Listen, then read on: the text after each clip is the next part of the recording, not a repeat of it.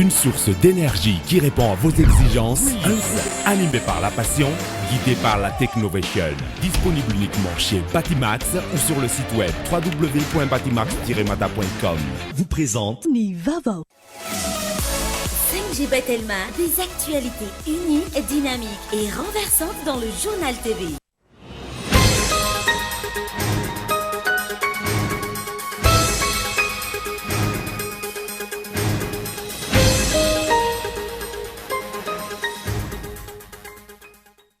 Tsy misy atahorana ny famatsila sorika manerana ny Madagasikara raha nambarany taletin'ny OMH tamin'ity androany ity. Ankoatran'io tsy mbola hisy fiovana ihany koa ny vidin'ny solika na eo aza ny fiakaran'ny vidin'ny barila eo amin'ny tsena iraisam-pirenena. Teboka maro no andrasan'ny malagasy vahaolana ao aorian'ny fihaonana an-tampony mahakasika ny famatsim-bola Spremetin 2024 izay atao an'i Washington ka andraisan'ny Madagasikara anjara. Tsy maintsy amafisina ny rafitra mpandraisana anjara ny mpikambana ary amafisina orona ny antoko malagasy miaramainga eny fotony. Izay nasongadin'ny filohan'ny antoka Jonjeny Narvelo nandritra ny fitidiana nataony tany amin'ny faritra Vadivavy sy faritra Fitovinany. Voelika hatranomaizana 7 taona noho ny fandehanana antsokosoka naloatra aranofa amina firenena hafa i Maurice Robert Hill avy any Dakota du Nord, États-Unis. Isan'ny firenena nandehanany farany Madagasikara ary hita tao anaty finday ny sary marobe manao firaisana aranofa amin'ny ankizy tsy ampy-taona. Maresaka iraisam-pirenena hototsaina rampitso ny adefitra lehibe eo an'ny candidat Emmanuel Macron sy ny candidat Marine Le Pen. Mialohan'ny fidirana faharoa ny fividianana filoham-pirenena any Frantsa. Teboka maro no andrasana ivotra mandritra izany. Nadedeny ravitra.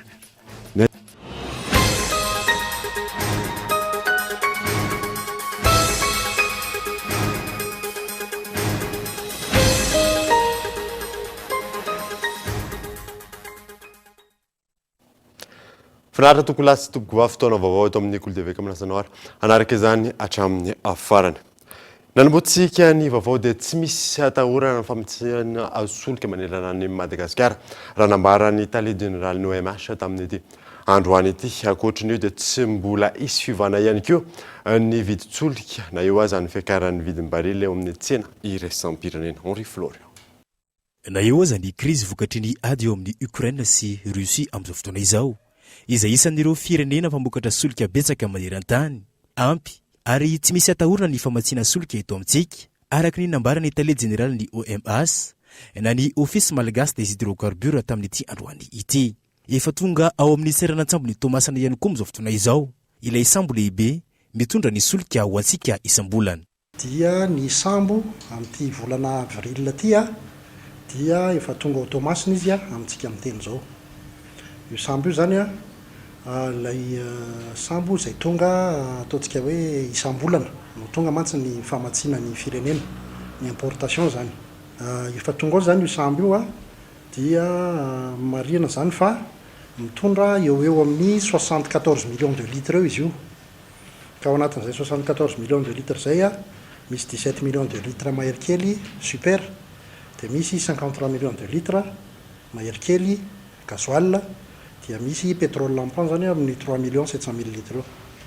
Ankoatra io, ny tombo ihany koa ny filanana oharina tamin'ny taona maro ny fandimby. Antony maromaro no mahatonga izany raha ny fanazavana. Ary ty 2022 ty amin'izay tao anatin'ny 3 volana voalohany dia niakatra tokoa ny fanjifana teto amin'ny firenena.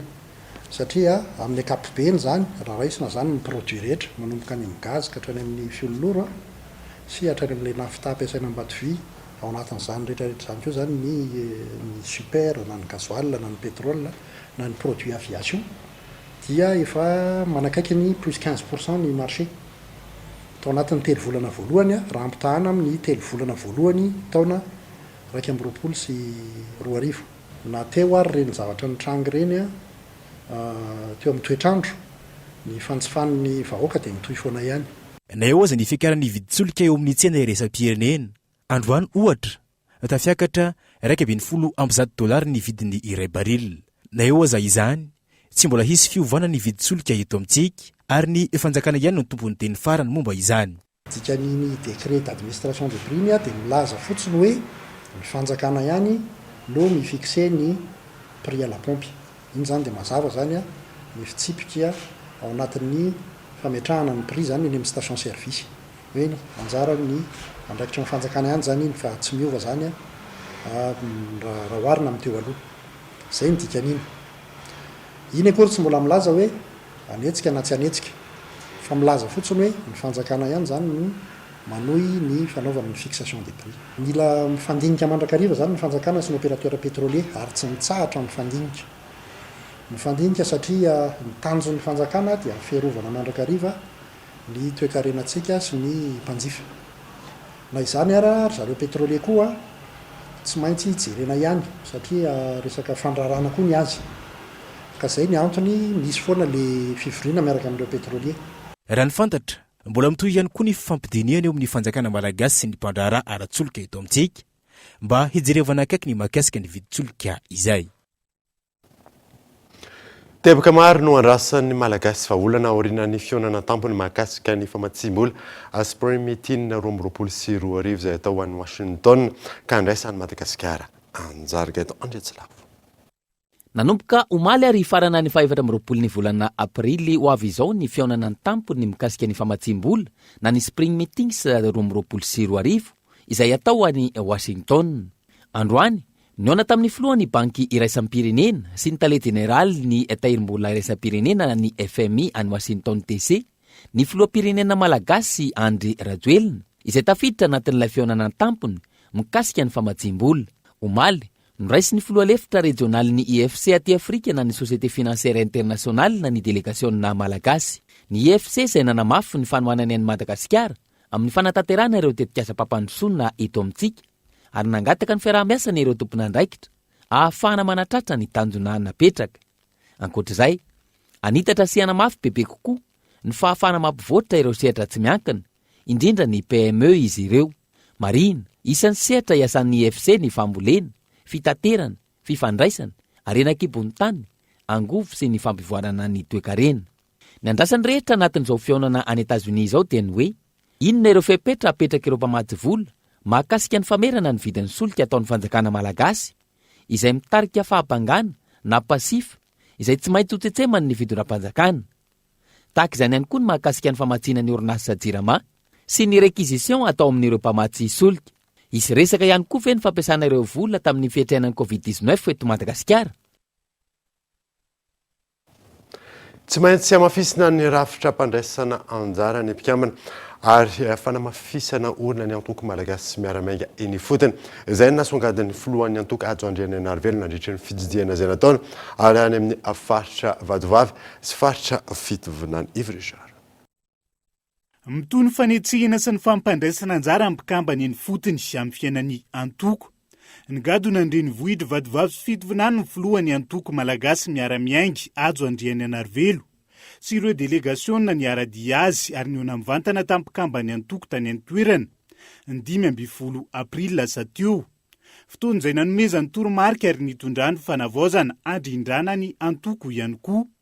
Isan'izany ny fametrahana ny karatra vaovao mampikambana sy ny fidirana anatin'ny antoko malagasy miara-miaingy. Fidirana membre ho an'ny antoko tsy ao amin'ny budget akory fa aty aminareo aty fotony. Raha milaza izy fa avadia Vadovavy dia akizan'izy misoratra anarana dia nareo ny mampiditra azy ny amin'ny tasony eo dia hita izy hoe olona valemosy varika hiditra membre dia natsofokinareo ao dia karatra sisa no aleva vanitra efa avy hoe ty le olona nampidirinareo fedidolo ny fepetra rehetrarehetra iny zany kartany. Rehefa any amin'ny maitsoahatra mantsy vitsy milaza ho MMM fa rehefa any amin'ny akabary dia tena MMM daholo. Amin'izay fotoana izay na any amin'ny arany karatra dia raha ohatra izy zany tsapa efa nisoritsika daholo natany tsy ho membre dia resaka ohatran'ny carte malaza moa dia carte digitalisation manara-penitra tsy fantatr'ity dia afaka jereno anatin'azy dia mety any aminao carte fafy ianao tatao anatiny ato. Ankoatra ny fanetsehana ny mpikambana antoko eny fotony, tafiditra anatin'ny fanamafisana olona ny antoko. Io manana amin'ny fifidianana sy ny fandraisana anjara amin'ny raharaham-pirenena amin'ny sehatra isan-tsokajiny ihany koa izany, ho iatran'ny filohan'ny antoko malagasy miara-miaingy. misokatra amin'ny rehetra vonina natevin-darana azy ny antoko, saingy notsindriny manokana ny mazava-dehibe ny mpikambana feno anatin'izay. Zany eko tsy midika hoe manilikilika ny olona isika, fa isika miaraka amin'ny mahavita zavatra. Tsy voatery olona ray tatana firenena na mpandroso firenena tsika tsy voatery hoe tsy maintsy membre ny MMM-matolony olona. Fa isika mitariky reto tompona raikitra voalohany amin'ny fitaritana ny olona izay. Ny azo ndamosina na ny epine dorsale n'izay zavatra ho atsangatsika eo dia isika zany fa raha sanatria le zero-mofo tsy nalaina fa tsy natao asina azo ndamosina le izy hitantsika zao fifaran'le hoe miamo cerveau le lohany mihetsiketsiky ohatsy mba tsy mitsangana tsara nefa zavatra ilaina zavatra mitsangana aloha matotra no samy manana ny azy Andriamanitra samy nanome fahasoavana antsika rehetrarehetra tsika mampandroso firenena tsy anisehatra misetrika sinana ihany. Raha ny tao manakara manokana nitsidika ny foibe toerana vonjamaika ny MMM ho an'ny faritra fidivinany ihany koa ny filohan'ny antoko Ajo Andriananarivelo nandritra ny fitsidiany tany an-toerana. Tonga ny arahaba ny ampanjaka Zafy Fanday Théophile Dibenja izay avy nasandratra teny anivon'ny tranobe antandro tao Ankadirando mananjary ihany koa ny filoha nasionaly ny antoko malagasy miara-miaingy nandritra ny fionany mpikatroka tao anatin'ny faritra vadivavy 15 Aprily 2022 hatrany. Foto-drafitrasa sy teteakasa maro no vitan'ny solombavamboaka ny fanadina tamin'ny alalan'ny vola avy amin'ny CID tany antoerana lohalarana amin'izany moa ny afamatsinina ireo jiro mandeha amin'ny herin'ny masoandro. Izay raha fihezina ny tatitra izay nataon'ny solombavamboaka tany antoerana izay nitron'ny filohan'ny antoko malagasy miara-miainga. Fanadina. Nahafahan'ny solombavambahoaka ny fanadina nanarina sy nanangana foto-drafitrasa maro ny vola avy amin'ny CIAD. Santunany birao sy ireo sampandraram-panjakana maro tao ifanadina toa ny toeram-piasany lehibe ny distrika. Birao ny polisy, ny tranon'ny zandarmaria sy ny maro hafa. Nisongadina ihany koa ny fanohizana ny ezaka amin'ny famatsiana rano fisotro madio sy herinaratra, izay nanjifana jiro mandeha amin'ny herin'ny masoandro 900 isa.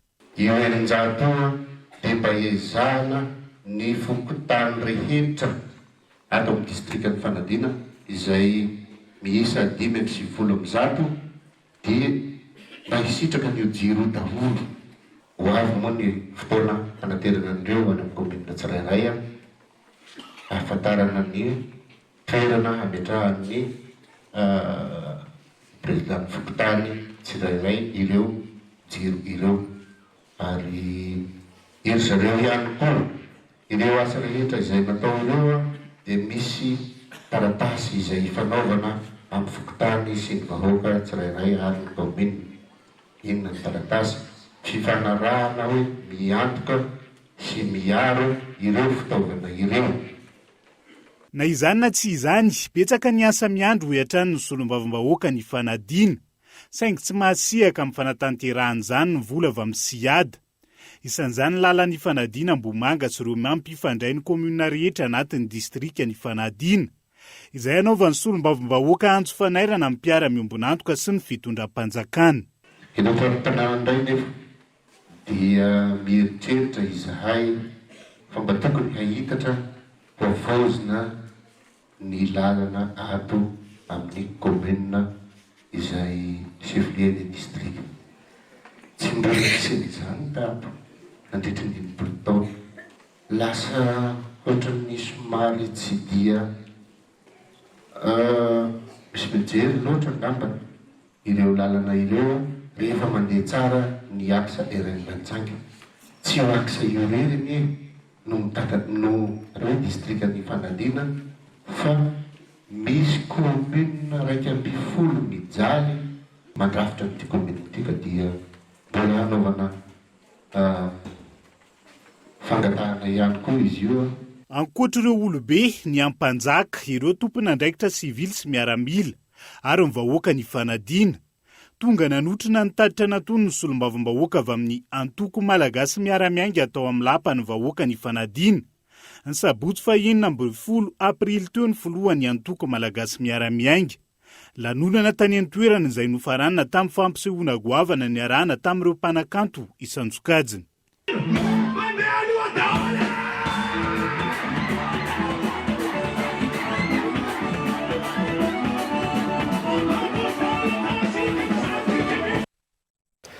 Janany amin'ny faritry ny ihany isika dia nahazo masom-boly avy amin'ny filohan'ny antoko malagasy miara-miainga ihany koa ireo distrika ny lalovana nandritra ny fionana tamin'ny kamban'ny antoko teny fotony farany herinandro teo isan'izany ny masom-voly vary sy tsaramaso ho an'ny distrika ny Fanadina. Yves Richard.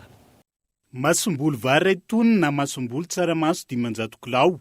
Izay ny masom-boly nositran'ny distrika ny Fanadina avy amin'ny antoko malagasy miara-miainga nandritra ny fandalovan'ny filohany tany Antoerana ny farany herinandro. Ny tantsorika izay anambetsaka ny ao i Fanadina amin'ny fanarenana ny fambolena taorian'ny fandalovan'ny rivodoza hoy ny solombavam-bahoaka. Ny fambolena sy ny fiompiana ny tena mafitaka. Eo moa ny ravatrano izay maromaro ireo. Inona no mba zavatra ilainareo amin'ny distrika ny Fanadina hoy izy mba te hanao tolo-tanana izahay. Dia tonga dia tenenina niarahana ny vory tamin'ireo ray aman-dreny tato fa masom-boly izay hoentina hanarenana ny fambolena iray no tena tadiavin'izy ireo. Ireo masom-boly ireo dia omena ny tantsaha ambolena. Rehefa mahavokatra izy dia mamerina ary omena ny tantsaha hafa indray. Izany hoe atao ohatran'ny système mialatsiny amin'ny teny baiko revolvine izy io. Nanamafy ny solombavam-bahoaka manoloan'izay fa tsy maintsy ho tonga eny anivon'ireo tanitsahany masom-boly. Na izany na tsy izany, misy ny masotsivana maivana napetraka hitsongaina azy ireo. Izany hoe natokana ho an'ireo olona tena tantsaha, manana tany-pambolena vary sy tsaramaso. Ankoatra ny tao i Fanadina ny sitraka masom-boly anana avy amin'ny filohany antoko malagasy miara-miainga ihany koa ny tao manakary. Lafim-baovao hafa kosa indray dia miisa roa ireo namony eny raha toka 80 ireo narary atonga an'iza fahasalamana teny amin'ny CHUJRA nandritra ny fetin'ny Paska teo anteto Andrenivohitra raha nambarany tompon'andraikitra Abraham Andriamanana. Nitombo isa ireo olona nanao ny fizaham-pahasalamana teny anivon'ny CHUJRA nandritra ny alahady sy ny alatsinainy fankalazana ny fetin'ny Paska 2024 raha ampitaina ny taona lasa raha ny nambarany tompon'andraikitra. Misy 80 ireo tonga nizaha fahasalamana teny Antoerana nandritra izany raha toka roa ireo namony ainy. 20 kosa ireo nahiditra ao hopitaly raha ny fanazavana. Ireo tranga eny amin'ny fiarahamonina na ny accident à responsabilité civile na maritra ny 480 ireo ny saha fahasalamana raha toka 770 ny accident de circulation. Oharina tamin'ny herintaona nitombo kely ny teo amin'ny savana vonjy-taitra satria tamin'ny herintaona ireo ny saha fahasalamana 220 tamin'ity 770. Ny hopitaly tamin'ny herintaona 320 tamin'ity 720. Ny isan'ireo maty kosa tamin'ity taon'ity 2 dia tamin'ny herintaona anankiroa ihany koa. Mety hoe niakatra kely satria somary nanao fety kely ny olona tamin'ity. Oharina tamin'ny herintaona satria tamin'ny herintaona tena période Covid be mihitsy. Ankoatra izay, olona miisa enina namony ainy tao amin'ny farin'ny Tatamarina Betafo faritra Vakinankaratra nandritra ny alatsinainy Paska lasa teo raha ny fampitam-baovao avy amin'ny Gendarmeria Pirenena. Anton'izany ny faharendrian'ny lakana nitondra azy ireo, ankizy manodidina ny 5 hatramin'ny 12 taona ary ilay mpanamory ilay lakana 13 taona ireo namony ainy tamin'ireo mpandeha 12. Raha ny antotany safarany kosa indray dia olona enina no namony ainy ary 10 no afitra tamin'ilay lakana rendrika atao amin'ny farihan'ny Tatamarina Betafo omaly Fanadina. Ny alatsinainy Paska lasa teo no nitranganatrangana palahelo teto amin'ny farihan'ny Tatamarina Betafo. Lakana kely iray nitondra mpandeha hitsangatsangana no sendra rendrika tapoka tokony tamin'ny roa ratolakandro teo eo. Olona enina no maty nandritra ny sehoan'loza ary roa tamin'ireo tovovavy kely. 10 ambiny kosa dia notsaboina tao amin'ny hopitaly teto Betafo. Maty ihany koa ireo mpitondra lakana miisa 2 raha ny fanazavana ity tovolahy iray ity izay anisany namonjy sy nanatry maso tamin'ny von'izay niseho. Efatra aloha ny voavonjanay roa mpanarato teo aloha zany. Tanàna zao nisany mitondra le lakana zao dia izay tratra loza zay dia maty moa izy. Namonjena le olona tsy niletika tany dia lalina le rano dia rohitina amin'ny faraingo. Dia voasingotra eny amin'ny akanjony eny dia azo izy. Io partian'io hazo mitsatika io zao latsahan'le lakana. Lalina any. tsapana amin'ny kofia misy hatramin'ny 7 metatra midina 8 metatra. Iny misy fandraisany amin'izay ihany hoe tsy ary fomba le izy izy koa zao hoe tatsika amin'izao zava-misy zao hoe zao hoe dia zavatra hitombona hoe anaty rano hoe bidona atao ambany. Misy milaza fa 10 teo ambony lakana, misy 12, misy 12. Nefa tena tsy fantatra mihitsy zany isan'izay tena hoe ledika ao anatin'le rano. Raha ny fahazahoako an'le fady aloha misy fa masina ty rano ty fa le anina fa ota zany le anina tato. Zay ny mpanarato teo aloha mitondra lakana basinina zay atsy. Fa tao anatin'ny 20 taona na nanao an'izay nitondra le lakana basinina tsisy latsaka zany na dia ray arany. Raha loharany bavao azo avy ao aniva fiadidinan'ny tanàna ny Betafy dia tsy nisy nanao gilet de sauvetage ireo mpandeha. Fantatra ihany koa fa nisy ny fahazon-dalana avy ao anivon'ny commune nahafahany ity lakana kely ity ny asa teto amin'ny varian'ny Tatamarina. Zavatra fantatra aloha dia tena tsy nisy nanao gilet de sauvetage ireo olona rehetra ireo. Misy tompon'le lakana ary ny fangatana tonga tato aminay tahaka ny fangatana rehetrarehetra hoe hanao manifestation amin'ny fitadiavam-bola, tahaka ny hoe hanao manège, hanao cheval de bois. Dia nisy nanao lakana ny teny misy na hoe tompona ndraiky nareo mesure d'accompagnement amin'ilay izy ien monsieur le maire.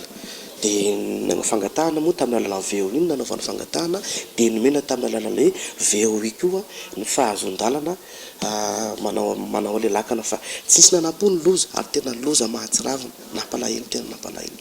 Hatreto zany tena somaro mbola miala nenina ny ekipa izay tena hoe mahay rano mijery satria misy milaza hoe 7 misy milaza hoe 9.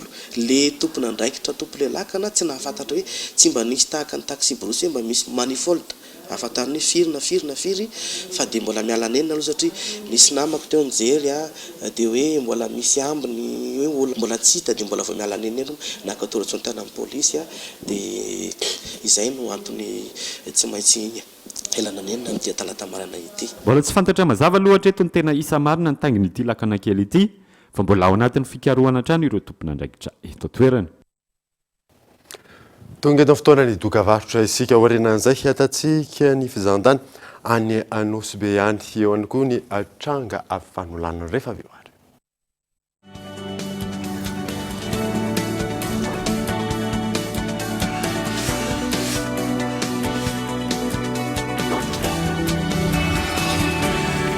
Une source d'énergie qui répond à vos exigences, un groupe électrogène fiable et performant, silencieux et économique, optez pour Greaves Power, les groupes électrogènes numéro 1 en Inde depuis 1859, dotés de moteurs et alternateurs robustes, proposent une puissance de 5 à 2500 kVA.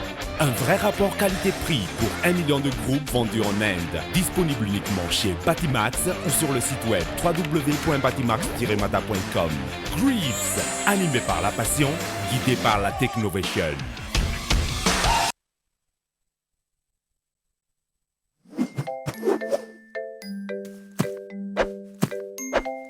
Ny fanomezana tsara indrindra ho an'ny Pasika sady mampiala voly dia nitolotra Canal Plus. Ie, tsy mampino Araraoto fa ny décodeur miaraka amin'ny bouquet access dia 10,000 ariary monja sady maimaimpona ny fametahana azy.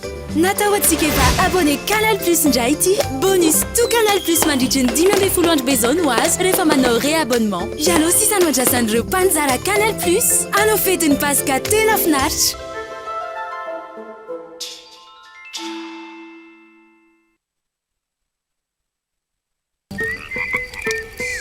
Maizina be izany Marco Boum. Mangina be izany Marco Boum. Resaka ataoko aminao monsieur le commissaire. Labaty Resaka inona moa zay?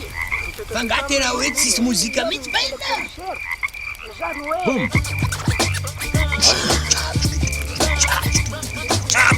Vaovao balika boum. Fitaovana mandeha amin'ny herin'ny masoandro misy jiro entanana efa miaraka amin'ny radio sy MP3 ary afaka mamahana finday. Manomboka amin'ny 900 ariary monja isan'andro mandra-pahaveninao ny vidiny manontolo. Balika mamiratra no aviko.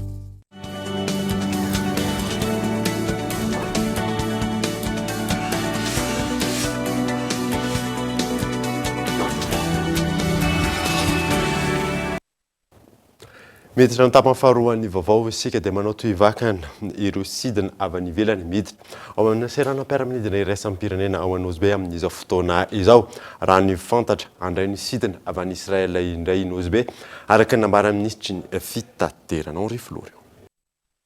Ankoatra ny sidina Neos avy any Italia sy Ewa avy atsy Mayotte ary ny Air Austral avy atsy La Réunion izay mivantana ao Nosy-Be raha ny fantatra hisy koa ny sidina avy ao Israel hivantana ao amin'ny seranam-piaramanidina iraisam-pirenena Fasena Nosy-Be araka ny nambara ny ministry ny fitaterana nandritra ny fanaovana jeritodika sy ny dinidinika niarahana tamin'ireo mpandraharaha sy ny tsampandraharaha-mpanjakana miakina sy tsy miakina amin'ny fanjakana izay miasa ao amin'ny seranam-piaramanidina iraisam-pirenena Fasena Nosy-Be.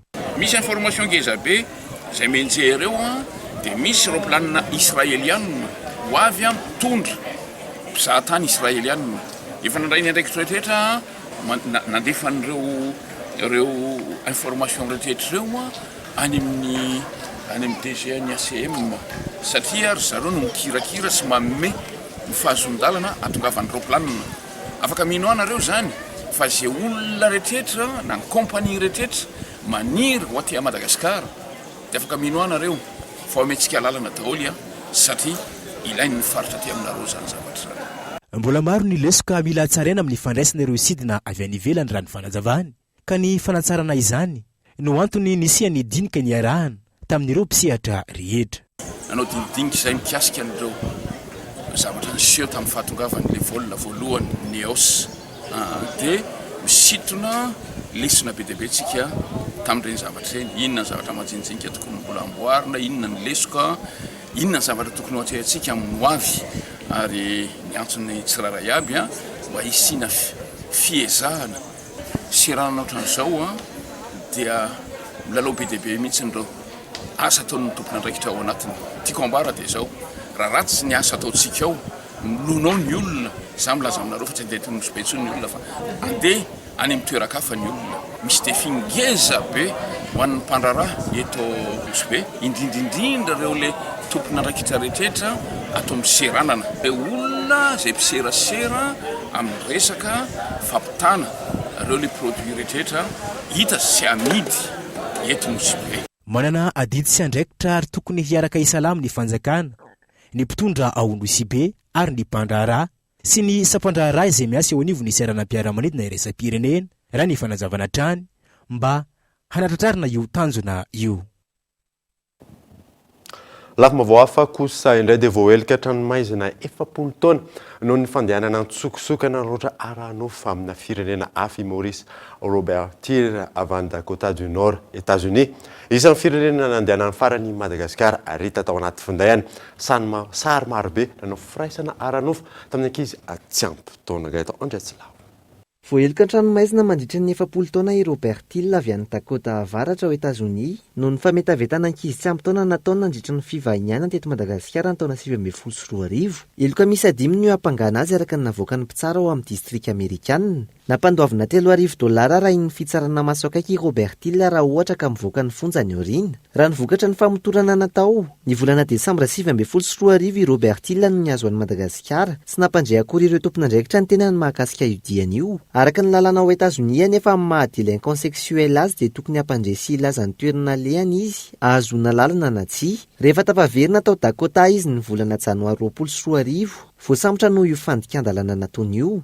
Rehefa nosavaina ny findainy, nifandray tamina tsy ampy taona maro teto Madagasikara izy tamin'ny alalan'ny tambazotra tserasera izay tsy nampahafantariny ihany koa. Hita tao anatin'ny findainy ihany koa ireo sary marobe manao firaisana aranofo amin'ny ankizy tsy ampy taona teto Madagasikara sy ny fanararaotana aranofo azy ireo.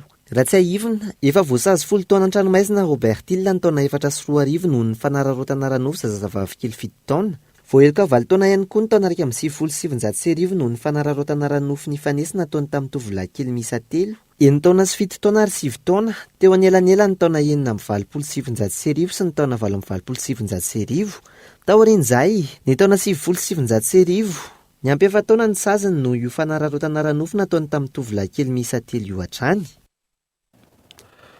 Akon'ny alatsinain'ny Pasika kosa indray dia vahoaka maro no niara-amin'ny fety niaraka tamin'ny Black Nadia omaly nandritra ny fampisehoana nataony tamina toerana maro teto Andrenivohitra. Feno avokoa ireo toerana afapo ireo mpankafy miantana Andrianaivo.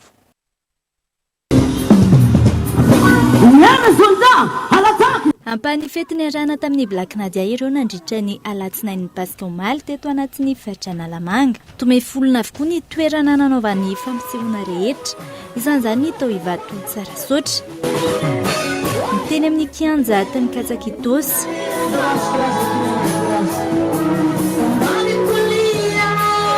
Ny teny Bypass. Ny teny amin'ny kianja Maintso Bevalala. Alatsinain'ny Ambaza ihany koa.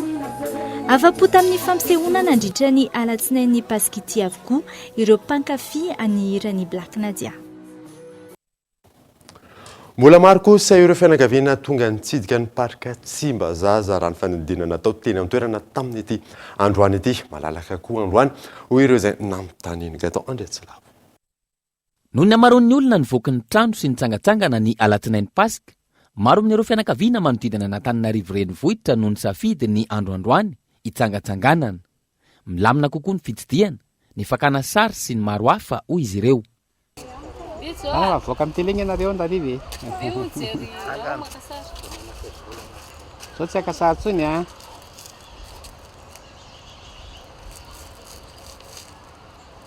Taloha tsy dia nahazatra ihany fa rehefa tena dinihana zany amin'ilay embouteillage le tena indray misy fahasirenana le miaraka olona be da be dia aleo le mba vita fety milamindamy matsara iny dia mba miaraka amin'ny ankonana kely zao. Maly ny janona atao an-trano ihany zany dia mba ataony nanao fetifety kely miaraka tamin'ny fianakaviana tao dia andro any vao mba miaraka amin'ny ankizy kely aty aloha. Mahafinaritra eo zao safety roa zany. Ay, mahafinaritra aloha. Fa natao tsara andrano izay dia tsy mivoa andrano fa manadio araka mba mivoa tsara ihany dia mba mahafinaritra. Mbola safidy tsy anisan'le hoe miasa zany androany tena. Ay, tsy miasa mihitsy androany fa dia hoe amin'ny herinandro ity moa mpianatra zany mbola tsy mianatra dia hoe mba miala voly kely mihitsy aloha amin'ny herinandro ity. Tahaka izany ihany koa ireto fianakaviana avy an'ny Ambohimanjaka ireto. Enina mianaka izy ireo no tonga nitsidika ny parka.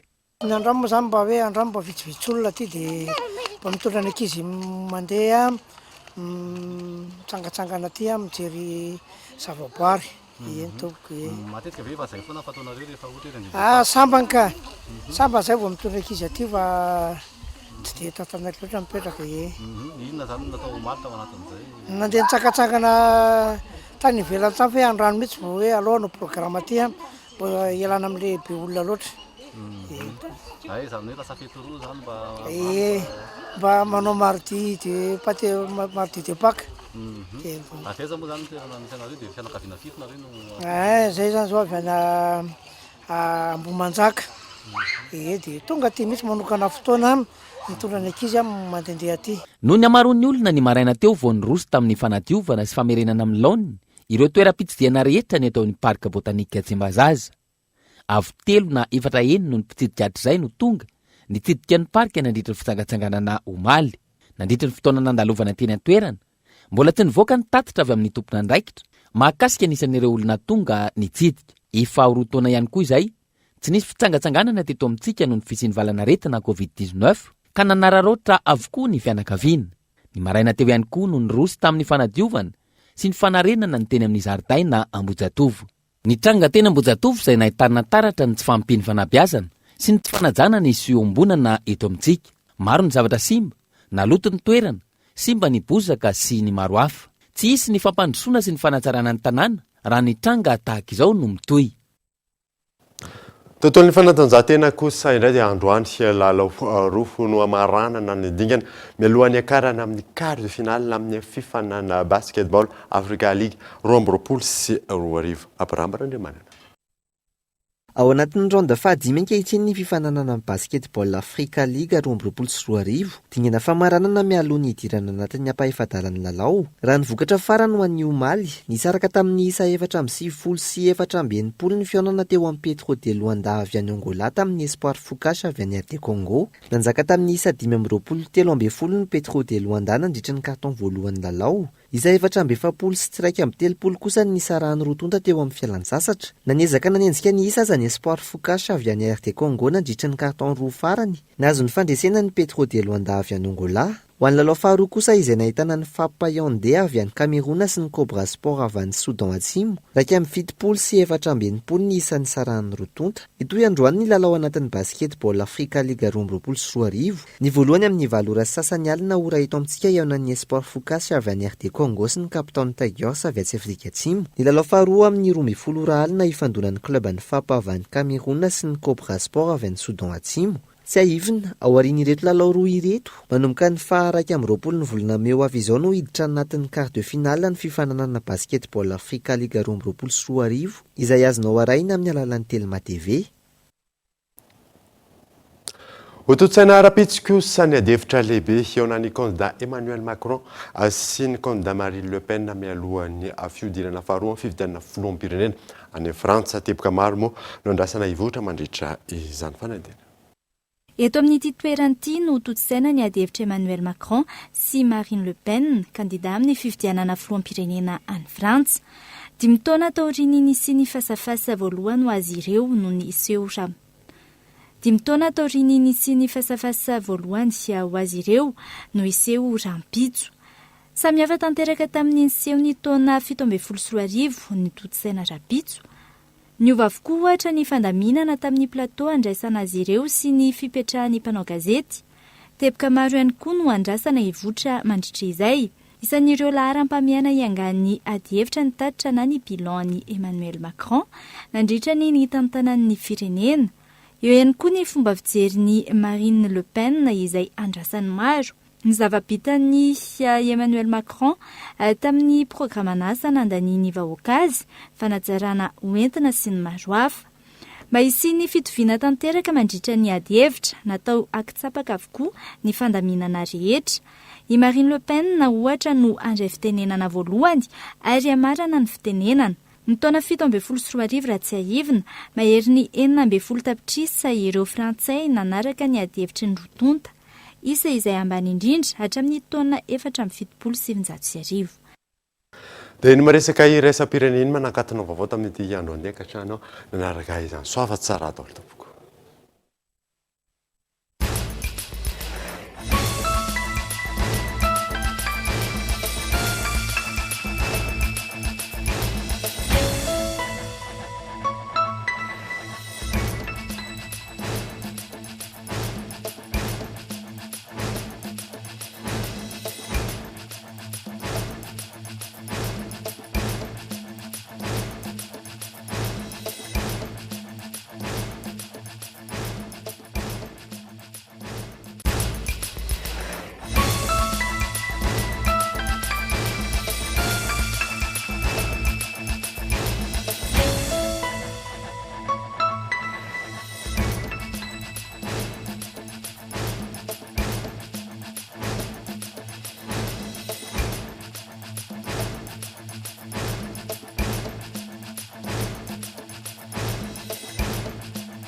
Une source d'énergie qui répond à vos exigences, un groupe animé par la passion, guidé par la technovation. Disponible uniquement chez Batimax ou sur le site web www.batimax-mata.com. Vous a présenté Nivavo. 5G Batelma, des actualités uniques, dynamiques et renversantes dans le journal TV.